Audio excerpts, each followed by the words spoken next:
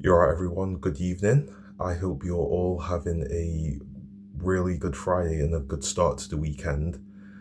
This is just a quick video just to clear something up. Because with male scapegoats slash black sheeps in this context, people think that this is something that happens a lifetime and it's something that happened very early on when they're an infant, toddler, or a small child. That's normally the case. That happens quite a lot. It's common, but it's not necessarily the entire situation or the entire outcomes for some of them, because sometimes it can happen at various stages in life. And that's just because when you're small, when you're a really small child, you're essentially a blank slate. So there's not really much to get. You've not really developed your own personality yet, your own interests or hobbies, and also you've not formed, your social life yet, or just essentially really who you really are. So during those times, a male scapegoat slash black sheep can actually be more favored and be seen in a very positive light, just because there's nothing to gain from them really. And at that stage, they're totally compliant.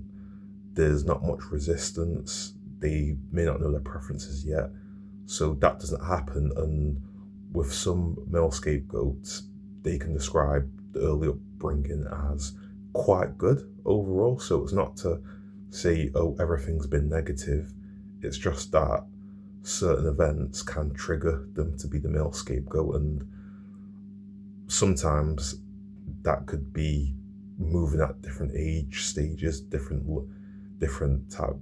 levels of maturation. So it could be being a preteen and then making new friends and developing your interests from there, or it could be becoming a teenager and going through adolescence. And sometimes it could just be being an adult, and when you're an adult, you leave school, you move out, move away from home, you go to university. So that could trigger someone, a male, to be a scapegoat, because that gives them a lot of autonomy, and it also reduces the influence from that toxic household or that narcissistic household. And in that scenario, they're seen more as a threat because they have more outside influence.